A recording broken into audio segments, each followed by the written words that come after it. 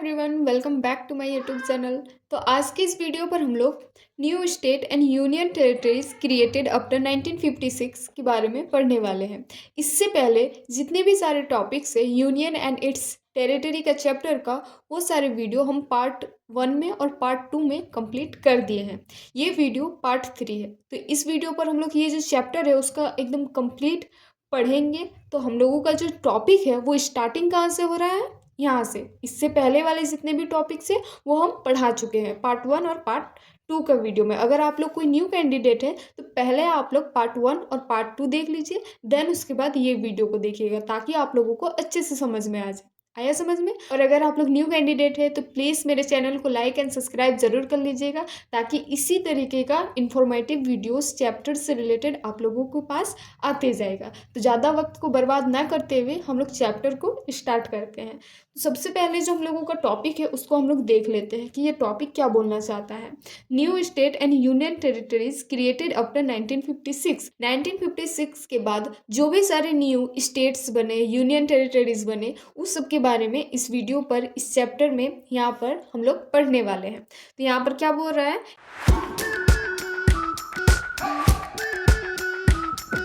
even after the large scale reorganization of the state in 1956। 1956 के बाद हम लोगों का देश में बहुत सारे स्टेट, यूनियन टेरिटरीज बने। The political map of India underwent continuous changes due to the pressure of popular agitation and political condition। देखिए, हम लोगों का इंडिया जब आज़ाद हो गया था उसके बाद पॉलिटिकल कंडीशन की वजह से या फिर लोगों का विवाद की वजह से, लड़ाई झगड़ा मारपीट की वजह से जो हम लोगों का इंडिया है वो बहुत ही सारे अलग अलग स्टेट को कन्वर्ट करते गए। क्योंकि बहुत ही लोग ऐसा बोल रहे थे कि नहीं, हम लोगों को अपना लैंग्वेज के हिसाब से एक स्टेट चाहिए, तो हम लोगों को लैंग्वेज के हिसाब से एक स्टेट बना कर दो। ये सारी चीज़ें अभी आगे भी हम लोग यही सारी चीज़ें पढ़ेंगे। तो इस चीज़ के कारण हम लोगों का जो इंडिया का पॉलिटिकल मैप है ना, वो हम लोगों का चेंज होते गया।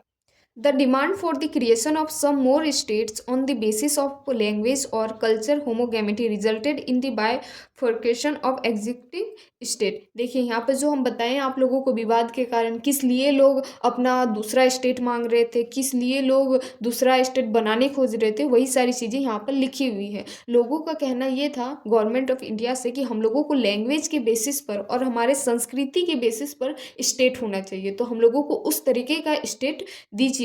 और जैसे ही ये मांग को पूरा होने लगा तो पहले से जो स्टेट थे ना, उसी को तोड़ तोड़ के 2-3 स्टेट में कन्वर्ट कर दिया गया। यहाँ पर जितने भी सारी चीज़ें हम लोग पढ़ेंगे ना, वही सारी चीज़ें पढ़ेंगे कि कौन सा स्टेट किस स्टेट से टूट कर बना है, कब बना है, वो सारी चीज़ें। ठीक है, तो सबसे पहले हम लोगों का जो टॉपिक है वो है महाराष्ट्र एंड गुजरात।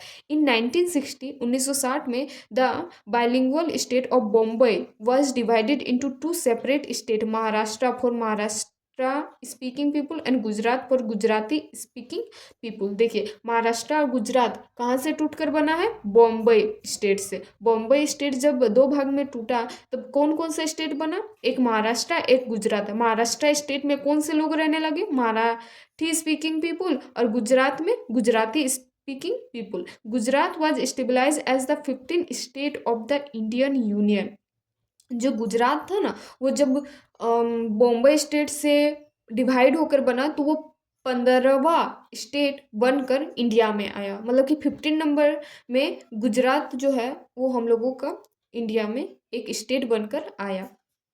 उसके बाद है दादर एंड नगर हवेली, जो कि एक यूनियन टेरिटरीज था।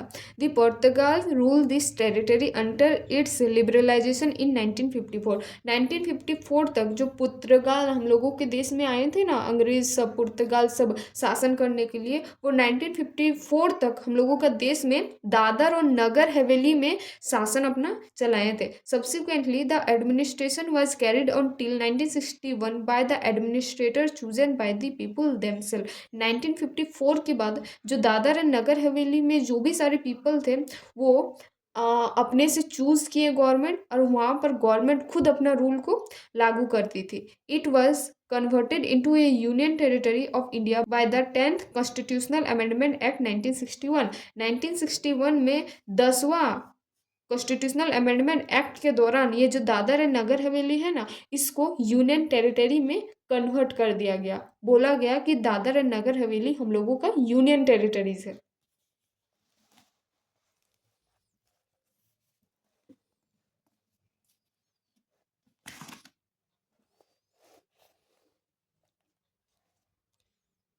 Later in 2020, this union territory was merged with the union territory of Daman and Diu in order to form a new union territory of Dadar and Nagar Haveli and Daman and Diu.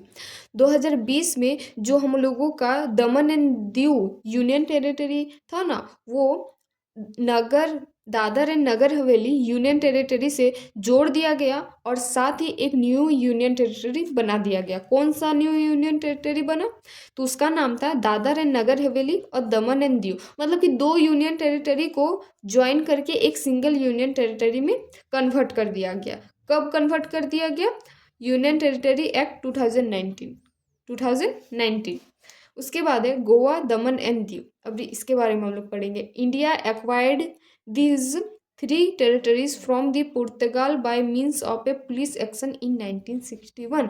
1961 तक पुर्तगाल जो थे ना, वो यहाँ पर राज करते थे और छोड़ने के लिए तैयार ही नहीं थे, ना गोवा को ना दमन एंड दीव को। तो बाय द पुलिस के द्वारा उन लोगों को ये समझाया गया, वहाँ से भगाया गया और गोवा, दमन एंड दीव को इंडिया में ज्वाइन किया गया। They were constituted as a union territory by the 12 constitutional amendment act 1962।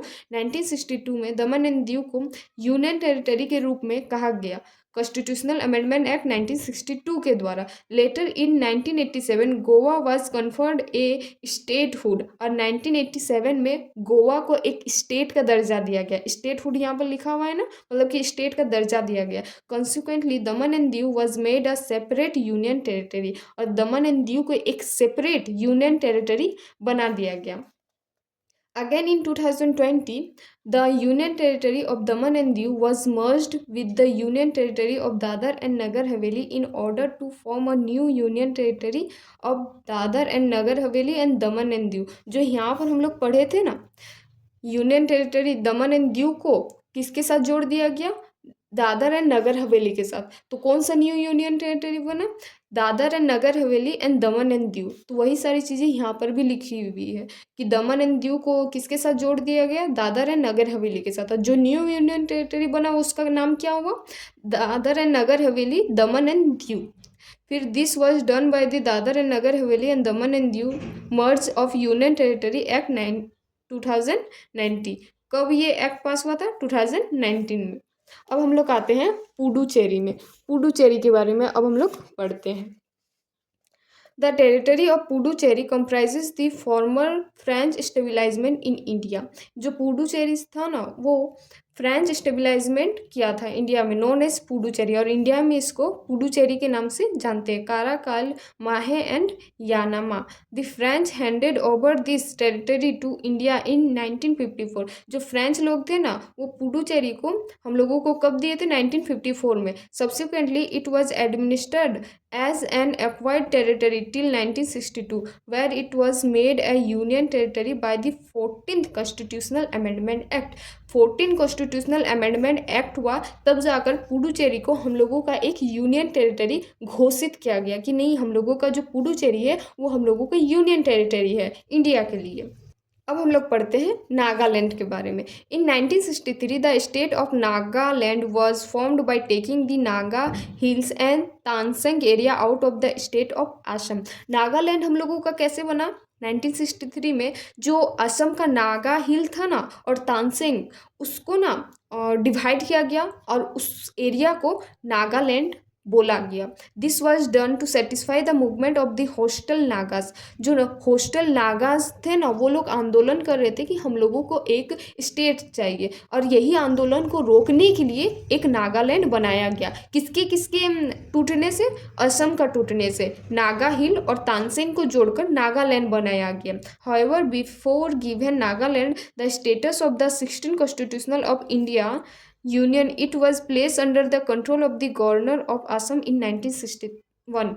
जब नागालैंड नहीं बना था ना, तब असम में कौन गवर्न करता था? तो यहाँ पर असम के जो गवर्नर थे ना, उस टाइम वो गवर्न करते थे। वहाँ पर जितने भी रूल वगैरह है सब कुछ लागू करना इन्हीं का काम था।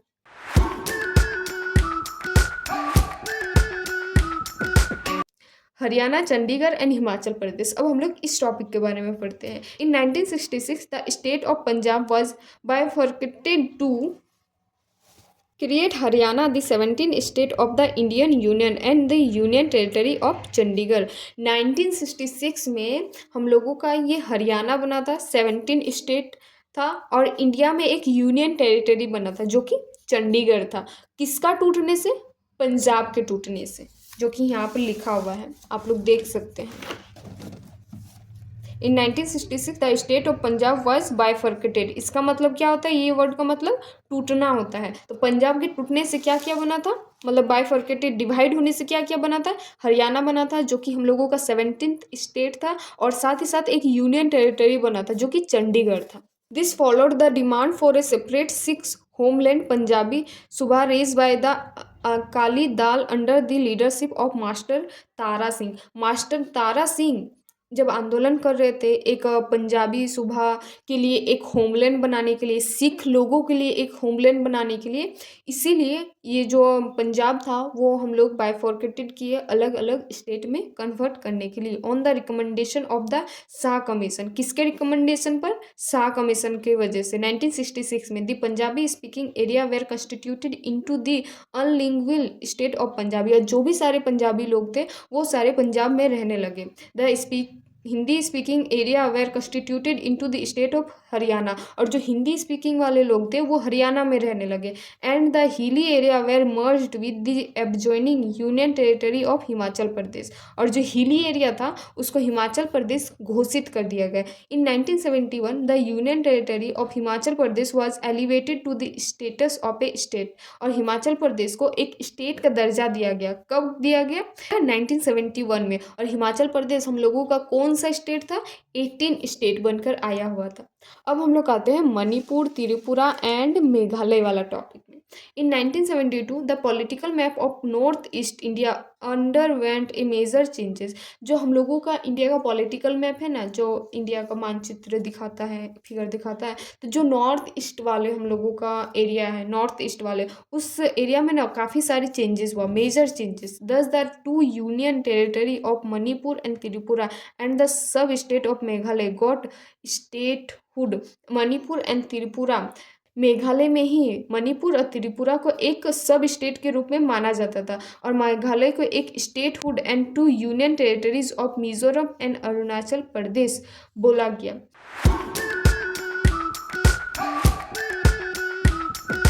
मेघालय को एक स्टेट का दर्जा दे दिया गया और साथ ही साथ हम लोगों का जो मिजोरम और अरुणाचल प्रदेश थे ना, इन लोगों को एक नाम से बुलाया जाता था। क्या बुलाया जाता था? Originally known as north east frontier, जिसको हम लोग शॉर्ट में NEF भी बोलते हैं, came into being. With this the number of state of the Indian union increase to 21, Manipur 19, Tripura 20 and Meghalaya 21। जब हम लोगों का मणिपुर, त्रिपुरा एंड मेघालय स्टेट बना ना, तो वही सारी चीज़ें यहाँ पर लिखी हुई है कि हम लोगों का इंडिया में 21 स्टेट हो गए, जो कि मणिपुर 19th स्टेट बना था, त्रिपुरा 20th स्टेट और Meghalaya 21st state. Initially the 22nd constitutional amendment act 1969, जब हम लोगों का 22वां कॉन्स्टिट्यूशनल अमेंडमेंट एक्ट हुआ 1969 में, created Meghalaya as an autonomous state और sub state within the state of Assam. तब मेघालय को एक सब स्टेट के रूप में माना गया था असम के अंदर, with its own legislature and council of minister, जहाँ पर उसका खुद का लेजिस्लेचर भी था और काउंसिल ऑफ मिनिस्टर भी था। However this did not satisfy the aspiration of the people of Meghalaya.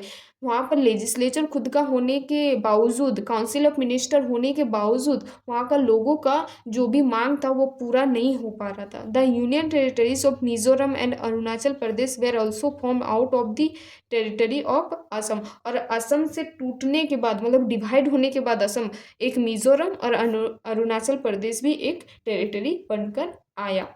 अब हम लोग आते हैं सिक्किम वाला टॉपिक में। Till 1947 Sikkim was an Indian princely state ruled by Chogyals. 1947 में सिक्किम जो है एक प्रिंसली स्टेट था जो कि चोंगाल के अंडर में था। In 1947 after the lapse of British paramountcy सिख became a protectorate of India. 1947 में वहाँ पर ब्रिटिश ही रूल करते थे, लेकिन ज़्यादा लड़ाई झगड़ा मारपीट होने के कारण जो सिक्किम था वो हम लोगों का इंडिया के साथ जुड़ गया। साथ ही साथ जो इंडियन गवर्नमेंट थे ना, Indian government assume responsibility for the defence, external affairs and communication of Sikh. हम लोगों के साथ जब सिक्किम जुड़ गया, ज्वाइन हो गया इंडिया में, तब इंडियन गवर्नमेंट ने ये बोला कि अब हम लोग सिक्किम का सारा जिम्मेदारी को अपने सर लेते हैं, चाहे वो डिफेंस का काम हो, एक्सटर्नल अफेयर हो, या फिर कोई भी बात हो सिक्किम के लिए। इन 1974 Sikkim express it's desire for greater association with India. और उसके बाद सिक्किम जो भी सारे अपना रूल बनाती थी, चाहे गवर्नमेंट रूल बनाती थी, तो वो इंडिया गवर्नमेंट ऑफ इंडिया के साथ शेयर वगैरह करती थी। According the 35th constitutional amendment act 1974 was enacted by the parliament. वहाँ पर कॉन्स्टिट्यूशनल अमेंडमेंट एक्ट पास किया गया 1974 पार्लियामेंट के द्वारा। This amendment introduce a new class of statehood under the constitution bye confirming on Sikkim the status of an association state of the Indian union. और ये क्या था अमेंडमेंट एक्ट? सिक्किम को एक हम लोगों का स्टेट घोषित कर दिया गया था। कौन सा amendment? 35th constitutional amendment act 1974 के द्वारा, जो कि पार्लियामेंट के द्वारा पास हुआ था। सिक्किम को एक हम लोगों का नाम स्टेट नाम करके घोषित कर दिया गया था। For this purpose a new article 2A and a new schedule 10th schedule containing the term and condition of association were inserted in the constitution. और इसी के कारण हम लोगों का सिक्किम के लिए आर्टिकल 2A अलग सा बना था सिक्किम के लिए, और 10वां शेड्यूल भी बना था जिसके बारे में ओनली सिक्किम के बारे में लिखा जाता था। This experiment, however, did not last long as it could not satisfy the aspiration of the people of Sikkim। लेकिन अलग से आर्टिकल बनाने के बावजूद, उसमें अलग अलग प्रोविज़न डालने के बावजूद सिक्किम के लोगों का जो भी सारे मांग था वो पूरा नहीं हो पा रहा था। In a referendum held in 1975, they voted for the abolition of the institution of Chongal and Sikkim becoming as an integral part of India। और इसी के कारण से जो सिक्किम लोग थे वो चोंगाल्स का एबोलिश किया, मतलब कि आंदोलन किए, और साथ ही साथ हम लोगों का इंडिया के साथ एक इंटीग्रल पार्ट बन के जुड़ गए। Consequently the 36th constitutional amendment act 1975 was enacted to make Sikkim a full fledged state of Indian union. और इसी के साथ साथ 1975 एक्ट के दौरान जो सिक्किम था वो पूरी तरह से इंडिया का एक स्टेट बन के घोषित कर दिया गया, दी 22nd स्टेट। और ये एक 22वां स्टेट बनकर हम लोगों का इंडिया में आया। This amendment amend the first and the 4th schedule to the constitution and added a new article 371 F. जब हम लोगों का सिक्किम इंडिया के साथ जुड़ा ना, तभी इसमें हम लोगों का कॉन्स्टिट्यूशन में पहला शेड्यूल एंड 4था शेड्यूल में बहुत ही ज़्यादा चेंजेस करना पड़ा। साथ ही साथ एक आर्टिकल भी बनाना पड़ा जो कि था article 371 F to provide for certain special provision with respect to the administration of Sikkim. और इस आर्टिकल में यही लिखा हुआ था, मतलब कुछ स्पेशल प्रोविज़न, कुछ स्पेशल फैसिलिटी जो कि सिक्किम को दिया जाता था। It also repeal article 2A and the 10th schedule that were added by the 35th amendment act of 1974। और जब 371 आर्टिकल ऐड हुआ ना, तब ये आर्टिकल 2A को भी एबोलिश किया और 10th शेड्यूल को एबोलिश किया, जो कि 35th अमेंडमेंट एक्ट के द्वारा जोड़ा गया था 1974 में, जो कि अभी हम लोग ऊपर में ही पढ़े थे। तो अब हम लोग आते हैं नेक्स्ट टॉपिक पर, जो कि है हम लोगों का मिजोरम, अरुणाचल प्रदेश और गोवा के बारे में। तो इसके बारे में अब हम लोग पढ़ते हैं। In 1987, three new states of Mizoram, Arunachal Pradesh and Goa came into being as the 23rd, 24th and 25th state of the Indian Union respectively। देखिए 1987 में 3 स्टेट इंडिया में बना था, 22nd में, 24th में और 25th में। 23rd में क्या बना था? मिजोरम। 24th में क्या बना था? अरुणाचल प्रदेश। और 25th स्टेट जो था वो क्या बना था? गोवा बना था। Of the Indian union respectfully लग गया, मतलब कि 23rd ये, 24th ये और 25th ये, ऐसा करके हुआ था। The Union Territories of Mizoram was conferred the status of a full state as a sequence to the signing of a memorandum of settlement Mizoram peace accord in 1986 between the central government and the Mizo National Front ending the 2 decade all insurgency। इसमें क्या बोलना चाह रहा है कि जो मिजोरम था ना, उसको एक पूरी तरह से स्टेट का घोषणा कर दिया गया है कि भाई मिजोरम अब हम लोगों का इंडिया का एक स्टेट बनकर आ गया है। और उसमें साथ ही साथ सेंट्रल लेवल भी गवर्न करते थे, और जो मिजोरम के गवर्नर थे जो भी थे, वो मिजोरम को भी अपना गवर्न करते थे, साथ ही साथ रूल वगैरह सब कुछ अपनाते थे। Arunachal Pradesh had also been a union territories from 1972। Arunachal Pradesh भी एक यूनियन टेरिटरीज था। 1972 में the state of Goa was created by separating the territory of Goa from the union territory Goa, Daman and Diu. और जो गोवा था ना, गोवा किससे टूटकर बना? दमन एंड दीव से टूटकर बना। दमन एंड दीव को एक यूनियन टेरिटरी घोषित कर दिया गया, और गोवा को क्या घोषित कर दिया गया? एक स्टेट के रूप में।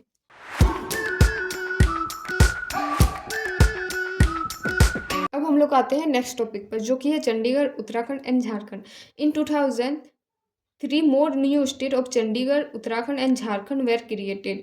2000 में 3 गो और स्टेट बना था, जो कि क्या क्या था? चंडीगढ़ था, उत्तराखंड था और झारखंड था। Were created out of the territory of Madhya Pradesh, Uttar Pradesh and Bihar respectively. मतलब कि मध्य प्रदेश से टूट कर बना है चंडीगढ़, फिर उत्तर प्रदेश से टूटकर बना है उत्तराखंड, और बिहार से टूटकर बना है Jharkhand. This become the 26, 27 and 28 state of the Indian union respectively.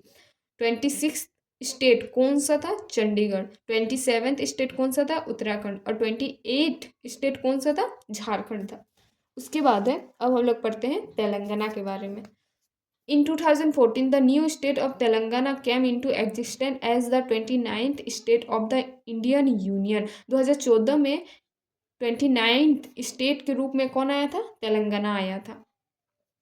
It was carved out on the territory of Andhra Pradesh. Andhra Pradesh से टूट कर, मतलब कि डिवाइड होकर तेलंगाना बना है। The Andhra state act 1953 form the first linguistic state of India known as the state of Andhra. और जो ये आंध्रा स्टेट है ना, मतलब कि आंध्र प्रदेश, ये 1953 में पहला एक स्टेट था जो कि लिंग्विस्टिक बेसिस पर बना हुआ था, मतलब कि लैंग्वेज के बेसिस पर ये स्टेट बना हुआ था। By taking out the Telugu speaking area from the state of Madras, now Tamil Nadu. और ये किसके लिए बना था? तेलुगु स्पीकिंग एरिया के लिए।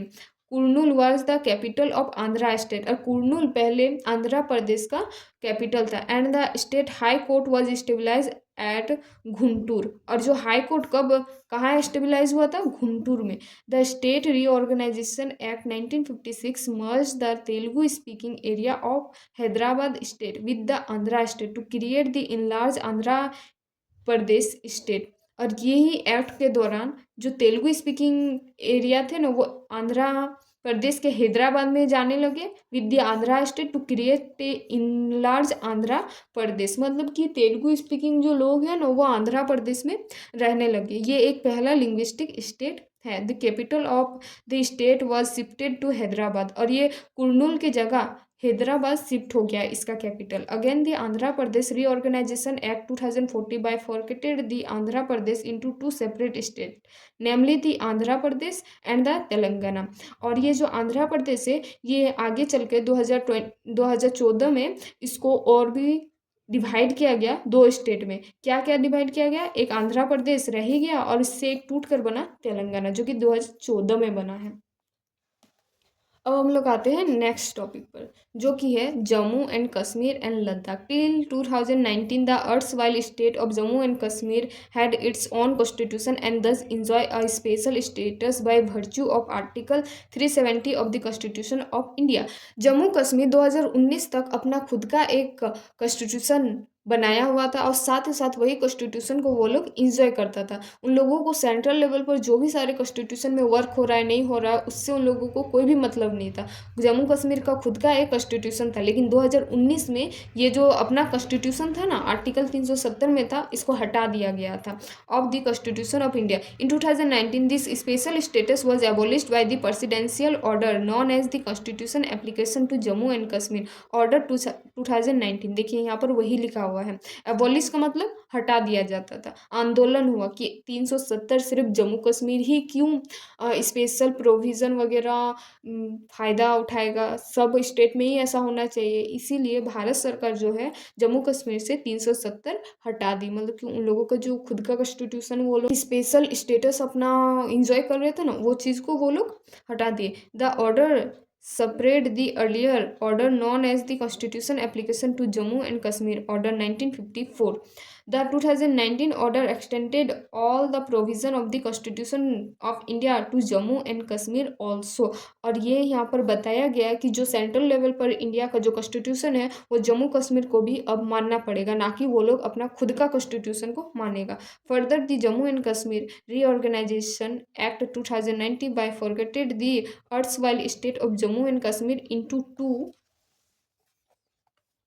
separate union territories, namely the union territories of Jammu and Kashmir and the union territories of Ladakh. Jammu and Kashmir को 2019 में दो यूनियन टेरिटरीज में बांट दिया गया था। क्या क्या बांट दिया गया था? जम्मू एंड कश्मीर और लद्दाख में। The union territory of Jammu and Kashmir comprises all the district of the erstwhile state of Jammu and Kashmir except the Kargil and Leh district which have gone to the union territory of Ladakh. जो जम्मू एंड कश्मीर है ना, उसमें above maximum हर district वो लोग cover करती थी, लेकिन ले और जो कारगिल था ना डिस्ट्रिक्ट, वो किस में लाई करता था? लद्दाख में। Thus the number of state and union territories increase from 14 and 6 in 1956 to 28 and 8 respectively. और जो हम लोगों का यूनियन टेरिटरीज और स्टेट का जो नंबर था ना, वो भी इंक्रीज करते गया। 28 स्टेट हो गया और 8 यूनियन टेरिटरीज हो गया, जो कि आप लोग टेबल 6.3 में देख सकते हैं। अब हम लोग आते हैं नेक्स्ट टॉपिक पर, जो कि है चेंज ऑफ नेम्स। मतलब कि बहुत सारे स्टेट का नाम, यूनियन टेरिटरीज का नाम चेंज हुआ है ना, उसी के बारे में अब हम लोग पढ़ेंगे। The name of some state and union territories have also been change. बहुत सारे स्टेट का और यूनियन टेरिटरीज का नाम चेंज हुआ है, जो कि यहाँ पर अब हम लोग देखेंगे। The united provinces was the first state to have a new name. तो क्या क्या किसका किसका न्यू नेम आया है? It was rename Uttar Pradesh in 1950।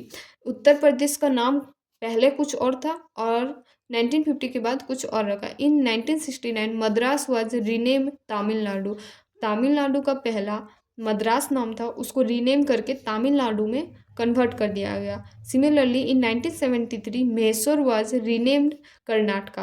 पहले कर्नाटका का नाम मैसूर था, अभी हम लोग कर्नाटका का नाम से जानते हैं। In the same year Laccadive, Minicoy and Amindivi island were rename Lakshadweep. देखिए हम पहले भी आप लोगों को पढ़ाए थे, यहाँ पर भी दिया हुआ है कि लाकाद्वीपी, मिनिकॉय एंड आमीदीपी आइलैंड पहले नाम था, लेकिन अभी हम लोग लक्षद्वीप के नाम से जानते हैं। In 1992 the union territories of Delhi was redesignation as the national capital territory of Delhi. Delhi का नाम भी चेंज हुआ without being confirm the status of the full fledge state by the 69 constitutional amendment act के द्वारा 1991 में। In 2006 Uttaranchal was rename as Uttarakhand. पहले उत्तराखंड का नाम उत्तरांचल था, लेकिन अब हम लोग कौन सा नाम से जानते हैं? उत्तराखंड से। In the same year Pondicherry was renamed as Puducherry. और पौंडीचेरी पहले हम लोग नाम था, अब पुडुचेरी हम लोग बोलते हैं। In 2011 Odisha was rename by Odisha. पहले उड़ीसा था, अब हो गया ओडिशा। आया बात समझ में? तो ये जो चैप्टर है यूनियन एंड इट्स टेरिटरी, ये चैप्टर अब हम लोगों का कंप्लीट होता है, जो कि हम 3 पार्ट में कंप्लीट किए हैं, पार्ट 1, पार्ट 2 एंड पार्ट 3। तो ये जो चैप्टर है ये अब हम लोगों का कंप्लीट होता है। अब हम लोग मिलेंगे नेक्स्ट चैप्टर पर, लेकिन इसके बाद अब हम लोग को एथिक्स का पेपर का कुछ करेंगे। अभी हम पॉलिटी को यहाँ तक ही रखेंगे। चैप्टर 6 जो यूनियन एंड इट्स टेरिटरी था, ये चैप्टर अब हम लोगों का कंप्लीट हो चुका है। तो अगर आप लोग को ये वीडियो अच्छा लगे तो प्लीज़ लाइक एंड सब्सक्राइब जरूर कर दीजिएगा। अब हम लोग मिलते हैं नेक्स्ट वीडियो पर, तब तक के लिए tata bye bye, see you.